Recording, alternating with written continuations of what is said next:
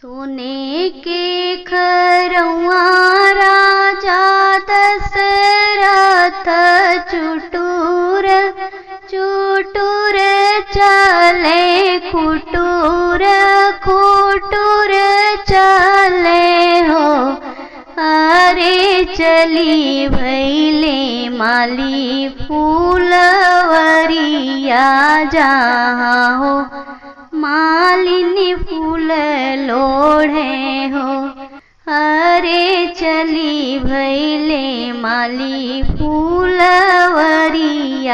जहाँ हो मालिनी फूल लोढ़े हो। ठाड़ भैले मलिनी के अगवा मलिनिया से पूछे मलिनिया से पूछाई हो। मालिनी कुल फूल काहे कचनार बेलिया काहे धूमिल बेलिया काहे धूमिल हो। मालिनी कुल फूल काहे कचनार बेलिया काहे धूमिल बेलिया काहे धूमिल हो। ठाड़ भैले मलिनी के अगवा मलिनिया से पूछे मलिनिया से पूछाई हो।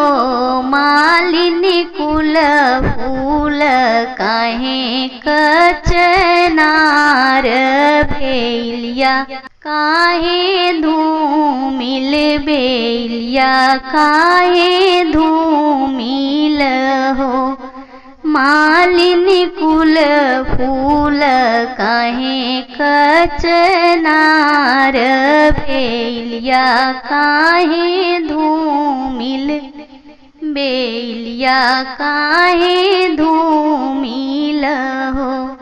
बोलिया त एक राजा बोलला बोलही नाही जनला बोलही नाही जानला हो। राजा कुल गुण आगर रनियावा कवने गुने बाजिनी कवने गुने बाजिनी हो। राजा कुल गुण आगर रनियावा कवने गुने बाजिनी कवने गुने बाजिनी हो। बोलिया त एक राजा बोलला बोलही नाही जनला बोलही नाही जानला हो। राजा कुल गुण आगर रनियावा कवने गुने बाजिनी कवने गुने बाजिनी हो। राजा कुल गुण आगर रनियावा कवने गुने बाजिनी कवने गुने बाजिनी हो। उहावाई से राजा उठले घरे चलाइले निघरे चलाइले नी हो। राजा गोड़े मूड़े तानले निचदरिया सूतले गज ओबर सूतले गज ओबर हो। राजा गोड़े मूड़े तानले निचदरिया सूतले गज ओबर सूतले गज बर हो। जाई के जगावली कौशल्या रानी और सुमित्रा रानी और सुमित्रा रानी हो। राजा उठी कैली कुल्ला दतुअनिया खरया रउआ होई है खरया रउआ होई जई है हो। राजा उठी कैली कुल्ला दतुअनिया खरया रउआ होई है खरया रउआ होई जई है हो। कैसे करी दतुअनिया खरया काहे होई है खरया कैसे होई हाई हो। रानी भइले नगरिया में सोरती नहु रानी बाजिनी तीनहु रानी बाजिनी हो। अरे भइले नगरिया में सोरती नहु रानी बाजिनी तीनहु रानी बाजिनी हो। मोरे पिछवरवा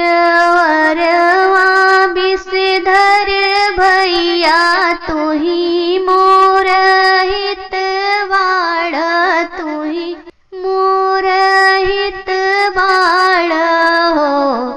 भैया दे देता जहरे कपुड़िया तीनहु जने पियबे तीनहु जनी पियबई हो। भैया दे देता जहर दबैया तीनहु जनी पियबे तीनहु जनी पियबई हो। मोरे पिछवरवई विषधर भैया तुही मोर हितवाड़ तुही मोर हितवाड़ हो। भैया दे देता जहर दबैया तीनहु जनी पियबे तीनहु जनी पियबई हो। भैया दे देता जहर दबैया तीनहु जनी पियबे तीनहु जनी पियबई हो। रगरी के पियली कौशल्या रानी और सुमित्रा रानी और सुमित्रा रानी हो। अरे सिली धोई पिए रानी कैकेयी तीनहु जनी गर भेली हो। अरे सिली धोई पिए रानी कैकेयी तीनहु जनी गर भेली हो। कौशल्या के जन्मले राम सुमित्रा के लक्ष्मण सुमित्रा के लक्ष्मण हो। अरे कैकेयी के भरत भुआल तीनहु घरे सोहर तीनहु घरे सोहर हो। अरे कैकेयी के भरत भुआल तीनहु घरे सोहर तीनहु घरे सोहर हो।